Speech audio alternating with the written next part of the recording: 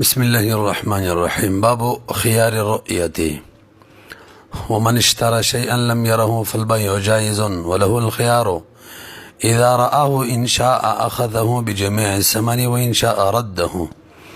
خجي کله چې مصنف رحمه الله د خيار شرط نه فارغ شو نو شروع په خيار رؤیت کې کوي او دې په سبب د خيار سره خيار عیب ذکر کوي او موږ مخکې ویلو خيار شرط دا ابتدایي حکم لره مانعوي بیا ابتدایي حکم ته نه پرېږدي نو دی دا قوي ده د قوت په اعتبار سره نو ځکه هغه مقدم ذکر کړی و یعنی بیا بالکل ابتدایي حکم ته نه پرېږدي او خيار رؤیت دا بیا ابتدایي حکم ته پرېږدي البته اتمامي حکم ته نه پرېږدي او ورپسې خيار عیب دی هغه اتمامي حکم ته هم پرېږدي لزومي حکم ته نه پرېږدي نو قوت د خيار رؤیت زید دی ځکه دا اتمام ته نه پرېږدي او د عیب والا کم دی هغه اتمام ته پرېږدي نو ځکه خيار شرط پسې خيار رؤیت ذکر کو به خيار رؤیت کی د خيار اضافت کوم رؤیت ته شوه نو څنګه چې د اضافت قاعده او قانون د موږ اصول کې ویلي دي او سامي وغیرہ کې چې عام طور باندې کله چې د حکم اضافت وشي نو مضاف الیه سبب وي د پاره د مضاف دلتم رؤیت په حذف د مضاف سره دا سبب د خيار د پاره نو دا سي د خياري عدم رؤیت هغه خيار کم چې د عدم رؤیت په وجه د چا د پاره چې سبب هغه عدم رؤیت وي یعنی مبيع مشتری نه لیدلی وایخلی ناغه ته شریعت د خيار ورکړي چې تا ولیدله نو ته به رد کولم شي او کبایا تم کولم شي مرحل د خيار رؤیت تعریف داده چې یو سړي مبيع نه لیدلی وایخلی او به ویني نو شریعت دته دا اختیار ورکړی دی که شریعت مبيع اخلي اخیستی شي او که واپس کولی شي دې ته خيار رؤیت ویل کیږي مرحل قدري ملاوله مسله ذکر کوي چا چې مبيع واخیستله او لیدلې نه ده نو دا جایز ده یو مسله دا شوله دویمه دا چې کله یې ولیدله نو دته اختیار دی که اخلي او دا بیا تامکۍ هم کولی شي او په پوره پیسو باندې به اخلي او که خوښې شي نو رد کولی هم شي لیدلو نه پس نو فرمایي ومن اشترا شیئا څوک چې واخلي یو شی لم یره داسې شی چې لیدلی نه وي نو فالبیع جایز اوله مسله ده دغه شان بیع جایز ده دویمه مسله وله الخيار اذا رآه مشتری ته خيار دی کله چې ویني د څه خبري ان شاء اخذه بجميع الثمن که خوښ شي نو دغه مبيع دی په ټولو پیسو واخلي و ان شاء رده که خوښ شي واپس دی کی وقال امام شافعي رحمه الله فرمای لا يصح العقد اصلا امام شافعي رحمه الله وی دا عقد صحیح نه دی او وجه صاحب د هدايه دغه د پاره ذکر کړي وای چې مبيع مجهوله ده لیدلې نه ده نو دغه مبيع معلومه نه ده مجهوله ده او کله چې مبيع مجهوله نو به خو بیان نه وی جایز او اغل ادم وی چې کله مبيع کې بیع کې قبح راشي ناغه وی د تعلق د قبیح لعینه سره وی او قبیح لعینه باندې من اصول کې ویلي حکم د عدم مشروعیت لګي بالکل جایز نه وقال امام شافعي رحمه الله فرمای لا يصح العقد عقد نه دی صحیح اصلا بالکل وجه لان المبيع مجهول مبيع پکې مجهوله ده وص د حناف دلیل اول نقلی دلیل ذکر کوي صاحب د هدايه نبی له صلوات و سلام فرمایي چې یو شی واخستلو نه دی لیدلې نو چې کله د ولیدلو د تخيار دی نو حدیث نه ثابت شوله چې یو شی چا نه لیدلې او اخلي دا به سیدا او دام ته ثابت شو لیدلو نه پس ورته خيار دی نو فرمایي ولنا قوله عليه السلام من اشترى شيئا چا چې واخستلو څه شی داسې شی لم يره چې لیدلې نه دی فله الخيار د لپاره به خيار وي اذا رآه کله چې ویني والسؤال دا دی چې مبيع هو مجهوله ده څنګه چې امام شافعي رحمه الله ویل نو د دغه به جواب سي د دغه به حل سي نو صاحب د هدايه فرمایي من قاعده ویلې ده چې کله مبيع کې بیع کې جهالت وي او دغه جهالت مفضی للمنازعه نه وي نو هغه بیه فاسدی نه فساد بیه کې نه پیدا کوي. دلتم چې کوم جهالت دی منو منګه مبیع نه دلیدلی مبیع مجهوله د مشتری ته خو دغه جهالت مفضی للمنازعه نه دی. ولې نه دی؟ ځکه چې مشتری مبیع وکتله بای تم پته لري چې مسله داسې ده که دغه موافقه وه خوښې به خو وابخلي او که خوښې نه وه واپس به کړي نو څه جګړه مګړه نه جوړېږي. لهذا دا جهالت دا بیې ته فساد نه ورکوي. نو فرمایي ولأن الجهالة جهالت بعدم رؤیت د نه لیدلو والا لا تفضي الى المنازعه دا نه مفضي کېږي تر څو چې خيار وي جګړې ته چونکې دلته خيار شته لأنه لو لم يوافقه وجدادا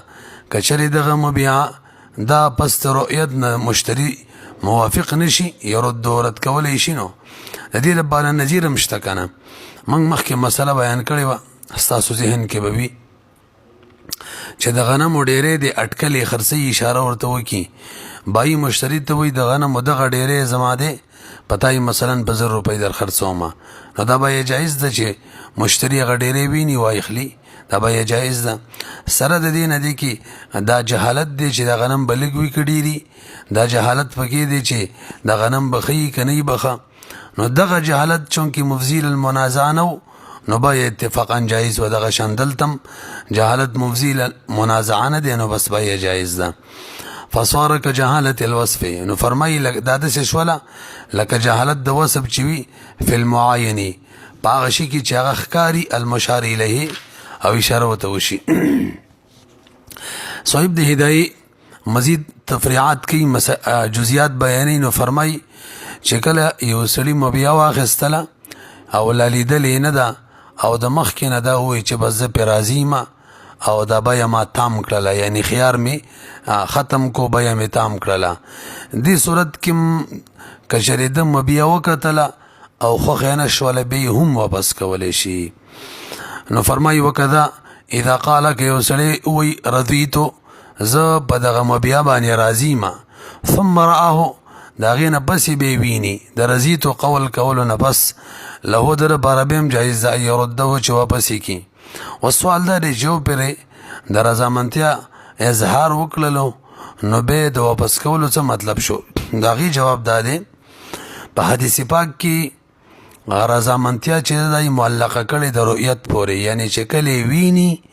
او به راضي شي نو بس به بیه تام شوله رد کولی نه شي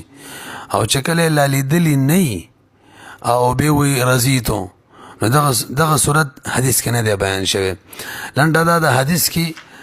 که موږ سوچو کو داسې ویلي فله الخيار اذا رآه دته خيار دی په دې شرط چې ویني نو شرط د خيار د ختمولو یعنی د بیې تام کولو یا د رد کولو دا بلکې داسې به ووایو د بیې د تام کولو چې کوم خيار مشتری ته حاصل دی دې لپاره شرط دا دی د خيار ورته حاصل دی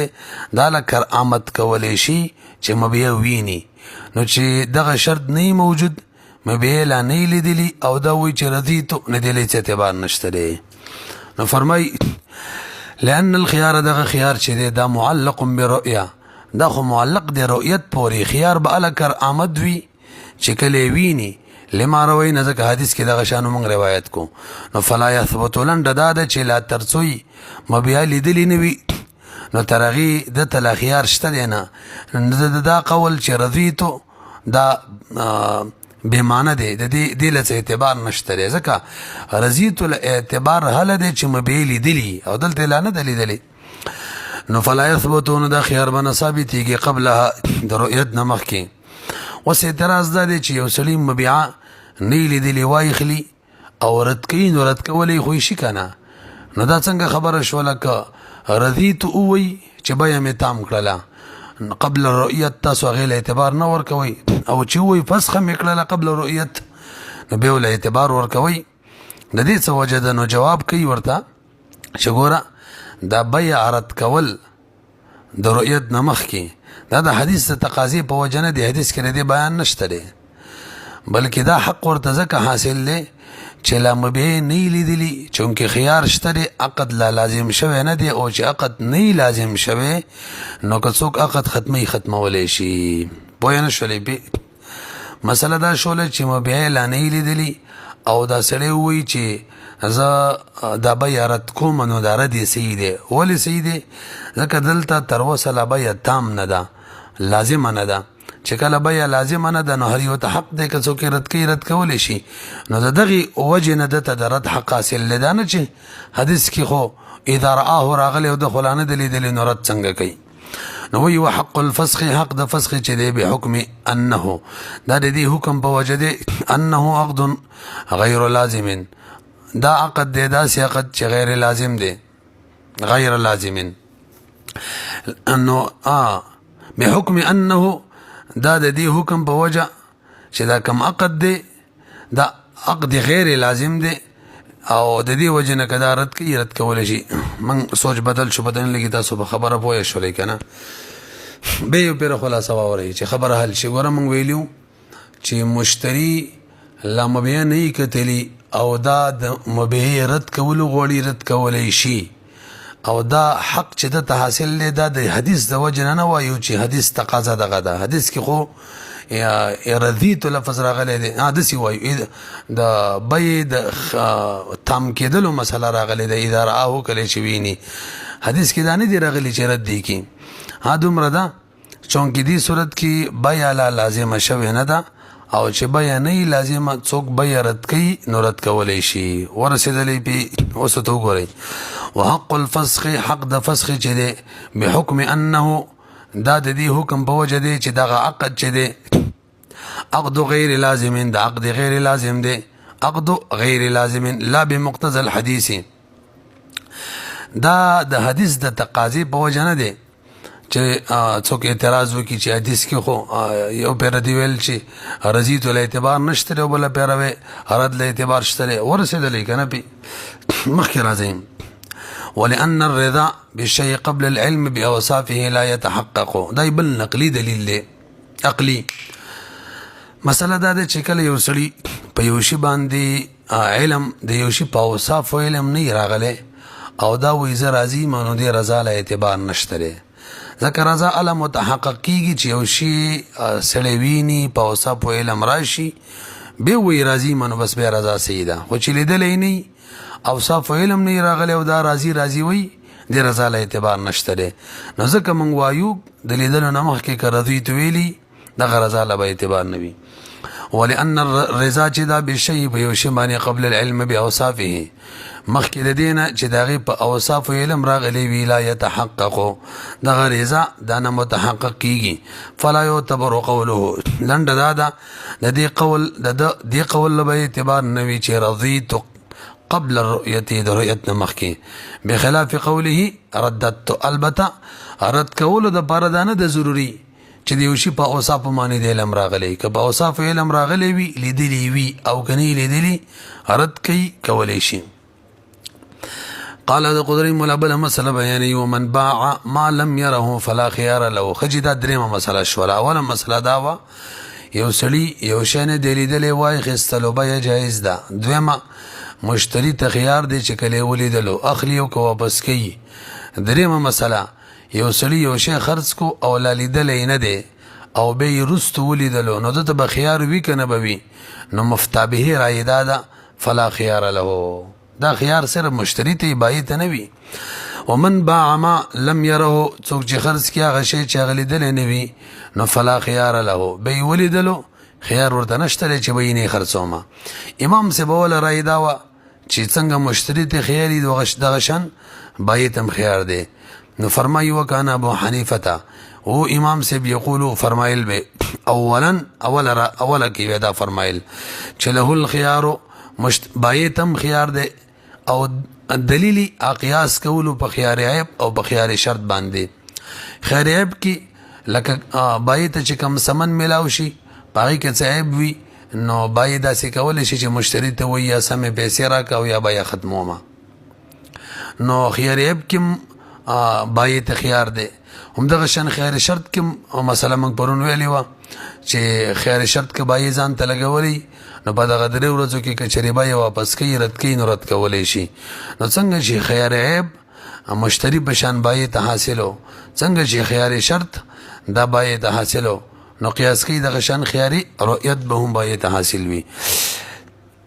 اعتبارا قیاس کوي بخيار العیب و خيار الشرط پر دواړو باندې. وهذا بل وجه وورا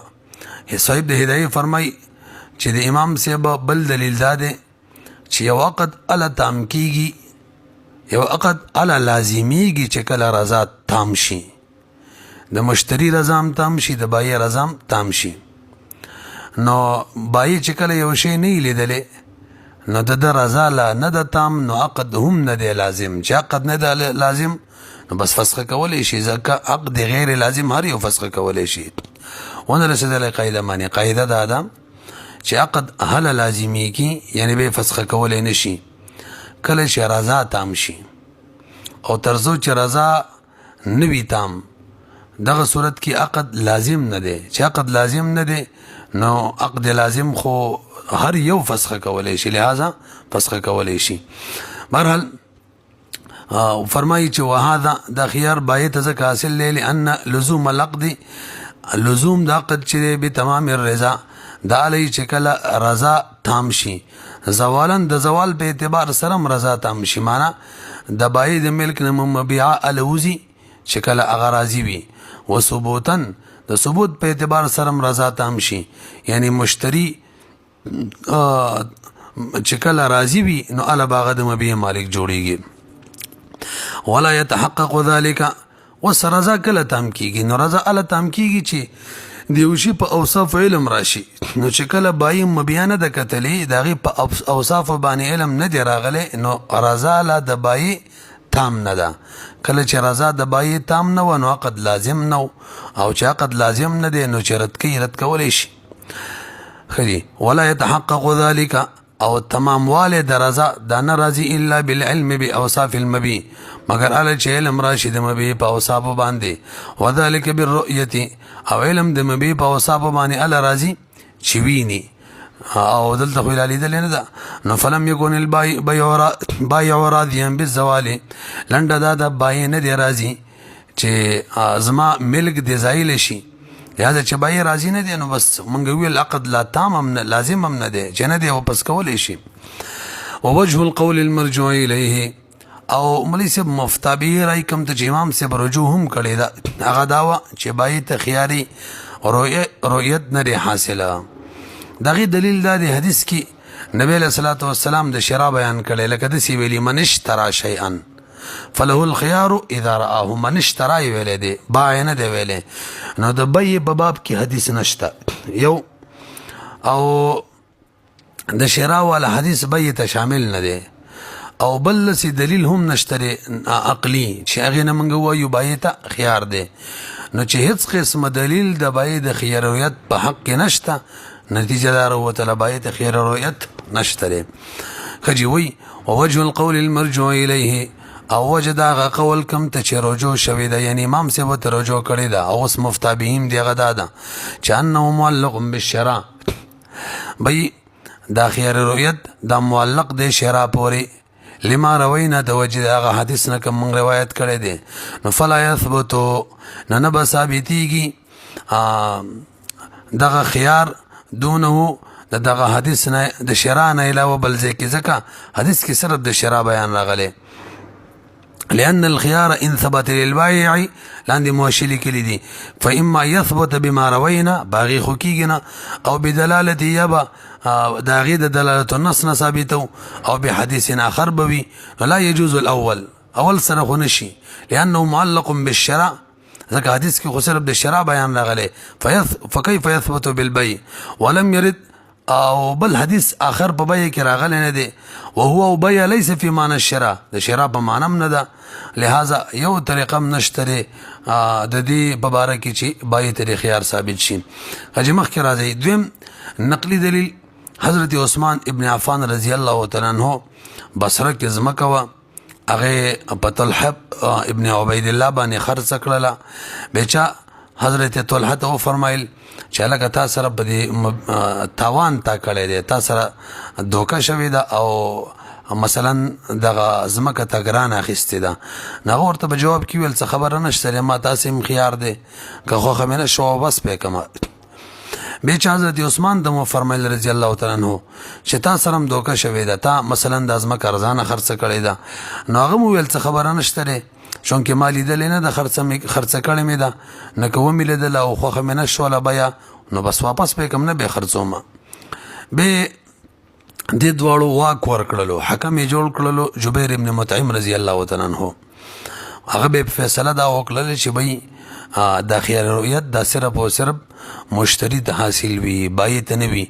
او ټول صحابه حاضرو، چا مراد ونه کړلو، نو دې ته اجماعي سکوتی ویلی کېږي. لہذا اجماع شوله په دې خبره باندې د صحابه و اجماع چې خيار صرف بای ته خيار رؤیت صرف مشتری ته حاصل دی. نو فرمایي وروي ان عثمان ابن عفان رضی الله تعالی عنہ چې وباع ارضا د خرڅ کړي وزمکه بالبصره دی په بصره کې زمکه واخه خرڅ کړي مدینه کې وا خو زمکه بصره کې وا دا عقد مدینه کې شوی من طلحه ابن عبید الله حضرت طلحه ابن عبید الله باندې. فقيل لطلحه حضرت طلحه چاویل انك قد غبنت تا سره دوکه شوی ده، مثلا زمکه دې ګرانه اخیستې ده. فقال هغه جواب کې ویل لیل خيار ما ته خيار دی که نه خبره نشته، لأن اشتریت ځکه ما زمکه اخیستې ده، لأن اشتریت ما ځکه ما اخیستې داسې یو شی لم اره چې ما لا نه دی لیدلی. وقیل لعثمان چې حضرت عثمان ته وفرمایل انک قد غبنت تا سره هم دوکه شوې ده، ارزانه دې خرڅه کړې ده مثلا. فقال هغه فرمایل لی الخيار ما ته خيار دی، لأني بعت ما ځکه ما داسې شی خرڅ کړی دی لم اره چې ما نه دی لیدلی. فحکم بینهما دې دواړو حکم جوړ کو، ثالث جوړ کو بینهم خپل منځ کې. جبیر ابن مطعم حضرت جبیر ابن مطعم رضی الله تعالی عنہ فقضى هغه فیصله وکړه بالخيار لطلحه چې لکه خيار حضرت طلحه ته حاصل دی. وکانه ذلك بمحضر من الصحابه او دا د صحابه په حضور کې شوی، نو دا بس دلیل شو اجماعي سکوتی شولا صرف مشتری ته خيار حاصل دی. ثم خيار رؤیت والصحيب د هدایي و مسله بیانې د خيار رؤیت دا موقت تر یو وخت پورې نه دی چې دومره پورې به یو دینه پس بني، مثلا خيار شرط په شان چې 3 ورځې پورې به خيار وي دا غینه پس بنوي، بلکې خيار رؤیت به ترغی وي تر څو چې صراحتا او یا دلالتا داسې وجه نه موجود شوي چې هغه خيار رؤیت باطل کی. ګورئ وتا ثم خيار رؤیت به خيار رؤیت چې غیر موقت دې پر وخت نه مقرر، بل يبقى بل کذا باقی وي الى ان تردي يوجد ما چې موجود شي هغه صراحت یا صریح دلیل او یا دلالتا چې ما هغه شی یبتلوه چې هغه باطل کی دی خيار لرا. وما یبتلوه خيار الشرط بل مسله کوي کم شی چې خيار شرط باطلی هغه خيار رؤیت هم باطلی. کم تصرف مثلا غلام دی چې اخیس سره په خيار شرط باندې آزاد کړلو یا مدبر کړلو یا مخکې بشامنه خرڅ کړلو، دا صورتونه خيار شرط باطلی، نو دغه صورتونه خيار رؤیت هم باطلی. نو فرمایي وما هغه تصرفات یبتلو چې باطلی خيار شرط لرا، مثلا من تعیب مبیه کې عیب پیدا شو خيار شرط سره واپس کولای نشي، او تصرف یا بل څه تصرف نو دقه عیب او تصرف کوم چې خيار شرط باطلی یبتلو خيار رؤیت هم باطلی. ثم ان كان تصرفا لا يمكن رفعه اجي مخکې راځي او صاحب د هدايي د تصرفات تقسیم کوي، بعضی تصرفات سره خيار رؤیت باطلی کی بعضی سره نه باطلیږي. نو فرمای کشری مشتری داسې تصرف مبیه کې وکړلو چې دغه تصرف واپس ختمیږي نه رفع نه کیږي. مثلا غلام یې غیستې ولیدلې نه آزادې کو یا مدبر کړلو، نه دې دواړو صورتونو کې تاسو ته پته ده چې غلام څوک آزاد کی واپس یې غلام نشي جوړولی، مدبر یې کی واپس یې خالص قین نشي جوړولی. یو دویم یا داسې تصرف مشتری وکي قبل الرؤیت بعد د قبل رؤیت ټکی مو وایي بعد رؤیت دا ټول خبرې د بعد رؤیت شروع دي وختي منګه قبل رؤیت ویلو اسینه د به دغه کېده مسله دا ده چې مشتری مبیع کې تصرف وکړلو او بعد رؤیت تصرف دا چې دا سه تصرف وکړو چې داغي به رفع نه کیږي ختميږي نه غلامي واخستلو او آزاد کړلو به یی مدبر کړلو یو دویم یا دا سه تصرف وکړلو چې هغه پورې د بل حق متعلق شو اگر شرف کیږي خود بل حق ور پورې متعلق شو داغي مثال مشتری خیر رؤیت یو شی واخستلو خیر رؤیت پکې او هغه شی چې دی هغه مبيع هغه په مخ کې په شامانه خرڅ کړله نو اوس کدا مشتری د مبيع بای ته واپس کول غواړي نو بچای چې خرڅ کړي دا دغه حق ته به نقصان رسی اپنه دی راځي یا دغه شان دغه مبيع چا سره رهن کی خیدا نو د څه اوس کول نه شي چې هغه نه واپس کی ځکه مرتهن حق ور پورې متعلق شوی دی دغه شان مبيع چا سره په اجاره کی خیدا نکو وزو غواړي چې د اجاره ختمه کوم او دغه مبيع بای ته واپس کوم د خیر رؤیت په وجمانی نو هم نشي کولای ولی د مستاجر چا چې په اجاره کې دغه شی نیولې دغه حق ور سره هغه ته نقصان رسی بهرحال دو تصرفات شو یو دا چې مشتری داسې تصرف وکي چې دا غیر فنه کیږي یو یا داسې تصرف وکي چې هغه پورې د بل حق متعلق شي د دوړو صورتونو کې کوم مشتری غواړي چې زه بیا فسخ کوم نشي فسخ کولای نو فرمای ثم ان كان تصرفا بكشر تصرف داسې تصرف لا يمكن رفعه چې ممکن نه و چې دغه تصرف ختم کی لکه یتاق دی تدبیر دی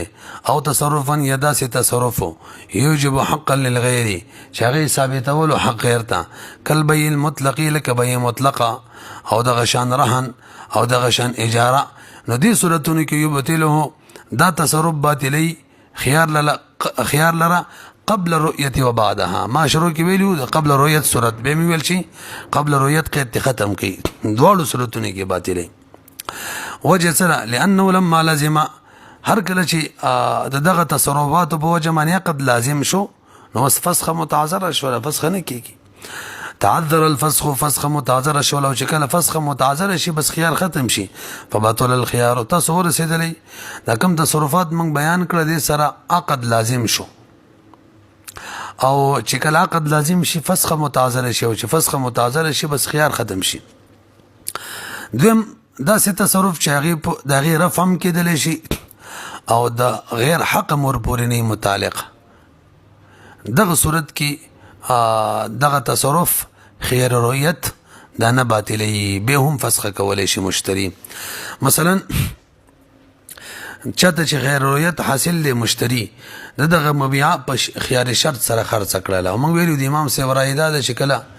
مشتری ته خيار وی کنه نو مبيع د په ملک لانی داخله شوی نو چې د سی بوایو موږ ویلو امام سی ورای ته ختمه کوي بلکې موږ مسله د سکلې و چې کله بای ته خيار وی خيار شرط نو مبيع د بای د ملک نه نوځي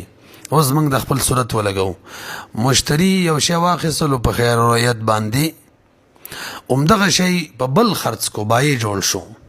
په خیر شرط خرڅ کو او ځان له خيار کې خودلو خیر شرط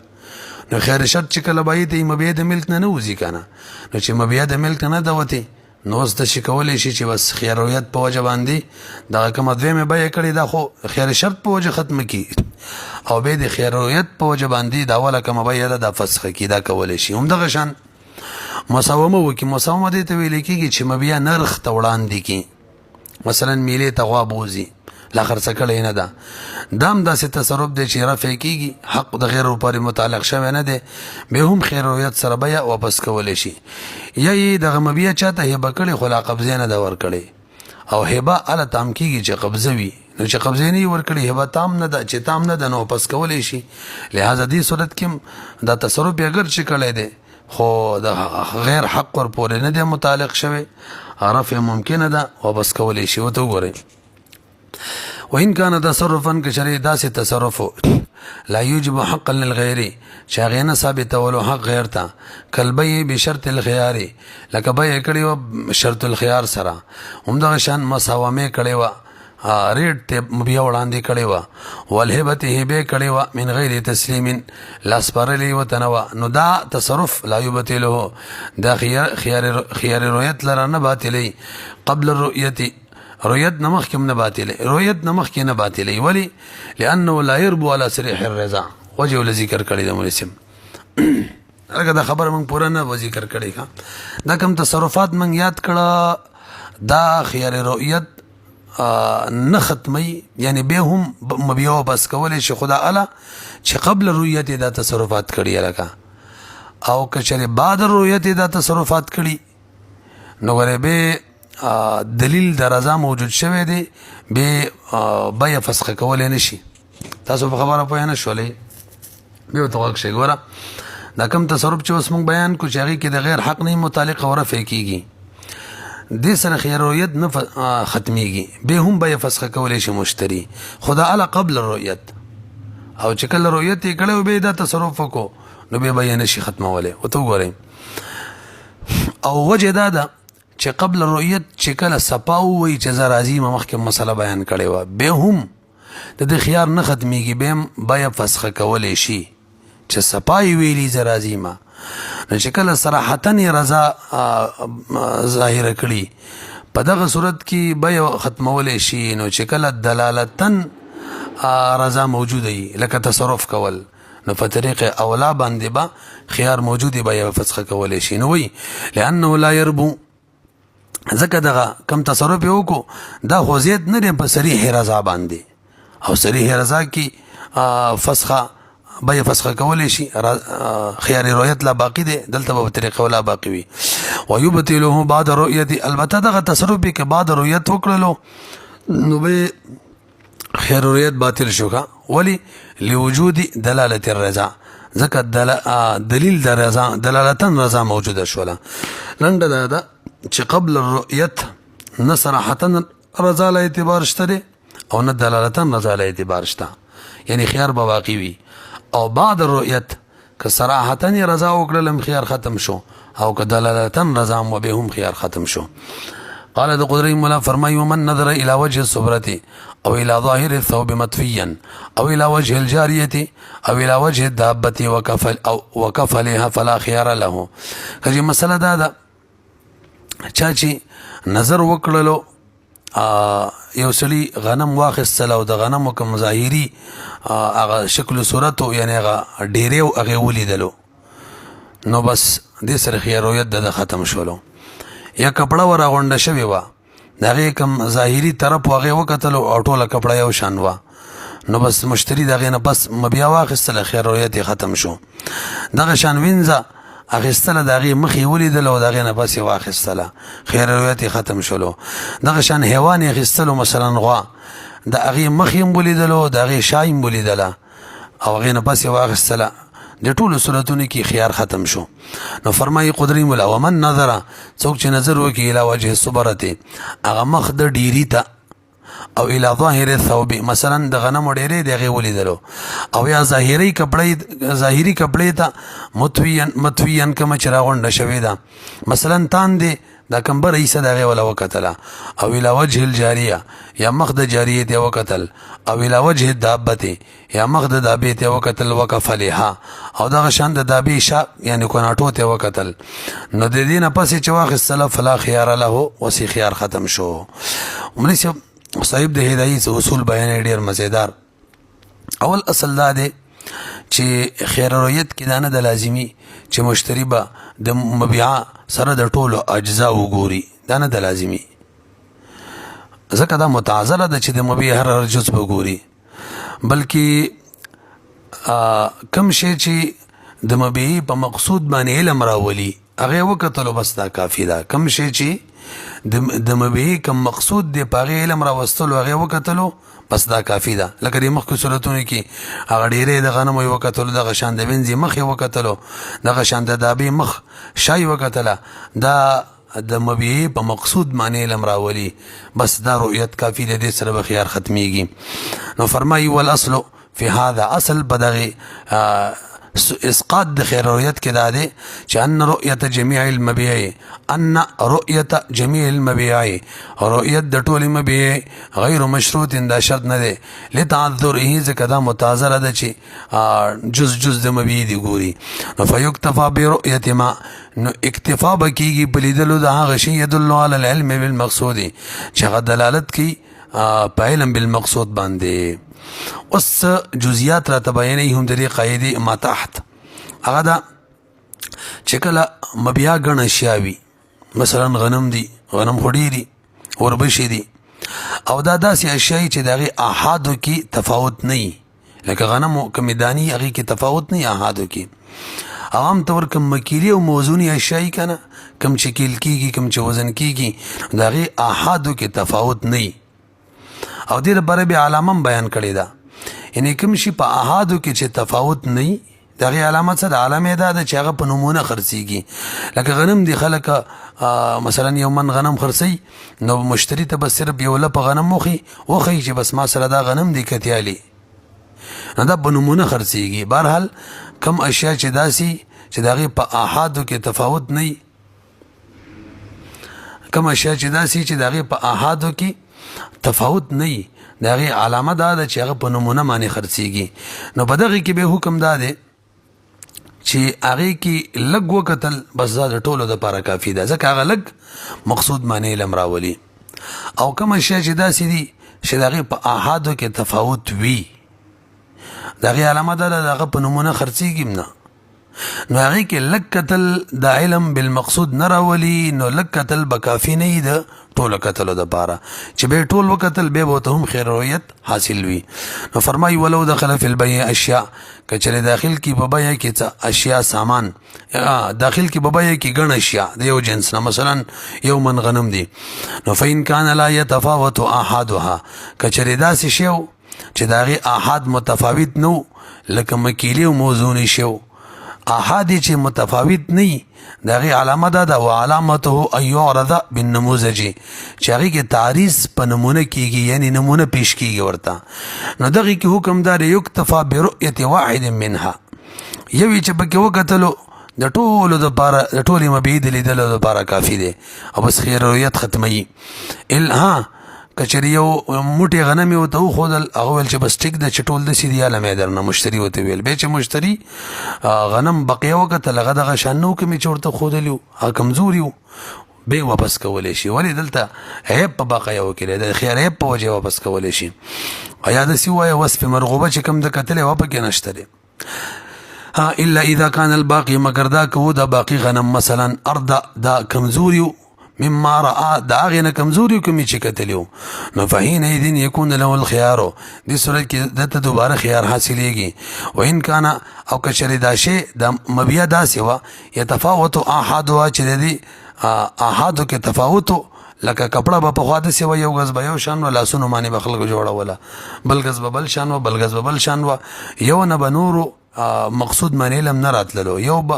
یو کتل سره د نورو علم نه راتللو یا دغه شان دواب دی د یو سړي سره مثلا د ګړو رمده نیو ګړه قتل خو دې خبرې دلیل نه دی چې ټولې بم دغه شان وي دې صورت کې وی قتل سره خیر رویت نه ختميږي نو وی کثياب و الدواب نو لابد من رؤيه كل واحد منها دلته ضروری دی چې ویني هر واحد په دې احادو کې البرویت ختميږي اوس غزان دی انډي دی د دې څه حکم دی امام کرخی رحمه الله فرمای وای داوم د دې قبیله نه دي چې د دې په احادو کې تفاوت نشته تفاوت شته ویما د دې په احادو کې تفاوت شته نو یو غوز لیدل د خیر رویت نه ختمي ترڅو چې ټول نه لیدلی خو سید عالم علي صاحب انډي او غزان دا غشیا دي چې په احادو کې تفاوت نوي سیدا ده لہذا د لګو لیدل د نور ټولو لیدلو د لپاره کافي کیږي خیر رویت بر سره ختميږي همدا مفتابه راي د ګوري وته والجوز غزان والبيض او انډي من هذا القبيل دا هم د دې قبيله نه دي کومي قبيله نه چې احادو کې تفاوت وي دا څوک وایي فیما ذکره الکرخي امام کرخي چې کوم رای ذکر کړی هغه موافق. وکانه ينبغي خو صاحب د هدايه وایي مناسبه دا ده ان یکونه چې دا هر یو په دې جوز او بیث کې دا مثل الحنطه والشعير دا د غنم او د شعیرو په شان دي شي، یعنی احادو کې دي تفاوت نه لکونها متقاربه و اذا کوي دا خو یو بل ته نږدې غزان او احاد یو بل ته نږدې فرق دومره نه وي. برحال دغه قواعد صاحب د هدايه بیان کړل نو فرمای اذا ثبت هذا کله چې دغه اصل ثابت شو نو فنقول اسمن وایو راشه، یعنی مقصود دا و چې ټول مبیا کتل ضروری نه دي، دومره حصے کتل ضروری دي چې داغي په وجه باندې په مقصود علم راځي. چې کله دا قاعده شوله نو د غنمو هغه ډیری ته کتل بس دا کافی دي، ځکه د ټولو غنمو کوم مقصود دی په علم راځي، او فی دانه د غنم کتل جز کتل دا ضروری نه دي. نو ځکه صاحب د قدرې په شروع کې ویلو ومن نظر الى وجه الصبره نو فنقول النظر الى وجه الصبره کافی دا کافی دی. ولی لانه يعرف وصف البقيه ځکه دا خی خلکو ته چې باقی غنم څنګه دي، لانه مکیلون ځکه دا مکیلی اشیاء دي. امنګ ویلو مکیلی اشیاء چې د احادو کې تفاوت نه او یعرض بالنموذج او دا به طور نمونه پیش کیږي، او کوم شی چې به طور نمونه پیش کیږي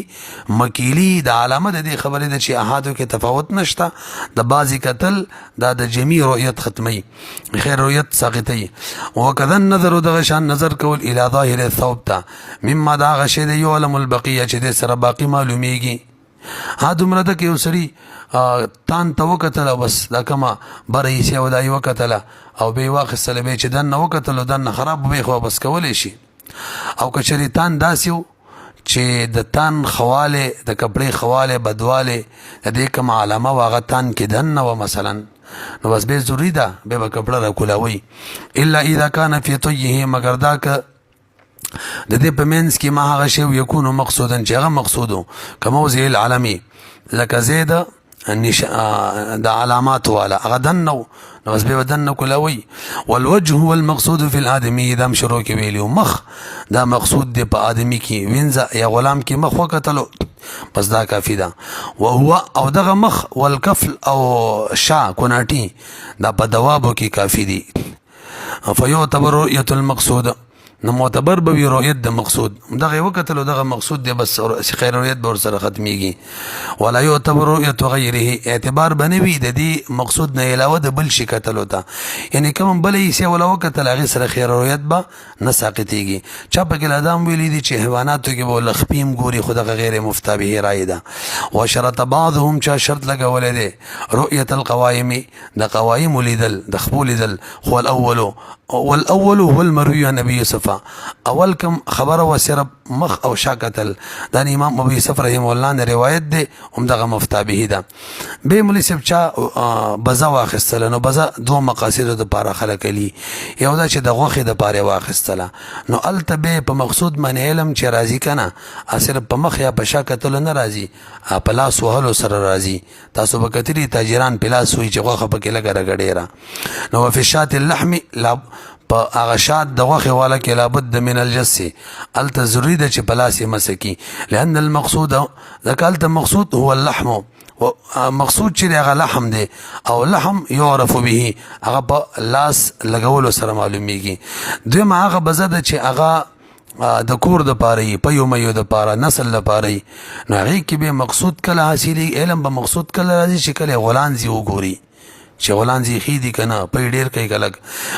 وفي الشات القنيه او هغه شات قنيه یا قنيه هغه چې کوم د سرمایه د پاره وي او کور د پاره لابد من رؤيه الضرع هغه کې ضروري ده چې داغه تعین وګوري او کوم اشیاء چې د خوراک د پاره هغه کې په مقصود علم کله راځي یعنی خیر رؤیت کله ختميږي چې وی سکی. نو فرمایي وفيما يطعم هغه شی چې هغه به تور طعام خلل کیږي او خلک یې لابد من ذوق کلته سکل ضروری دي لأن ذلك زکه دغه سکل هو المعرف للمقصود دغه مقصود خلق ته بیانې خلق ته خي. خجی یو اوټ مسله د خارجي شیخ الاسلام ذکر کړی دا رحم مد ذله العالیه په فقه البیوع کې نن سبا کتا سو کتلی بعضی اشیاء په ډبو کې بند خرڅيږي او بای داسې نه کی چې تا ته ډبې کولاو کی ځکه که ډبې کولاو کی بیرسته څو کلی نه او یا چې کولاوي کی دوباره بندولی مشکلی البته بای د خپل باقاعده بیان کی چې دی کې د غشان اشیاء مبیه موجوده ده یا غي سره سلیکل موجود وي باغی کې دا بیان شوی چې دی دا پلان کې قسمه مبیه ده دې صورت کې به حکم دار چې دا بای جایز ده به شکل مشتری واخستله او وې کتله د بای د بیان موافق وا مبیع ډبې کولاو کو یا د لیکلو موافق وا نو خیر رویت به ولنوي چې فسخ کی او کدا غي موافق نه و به واپس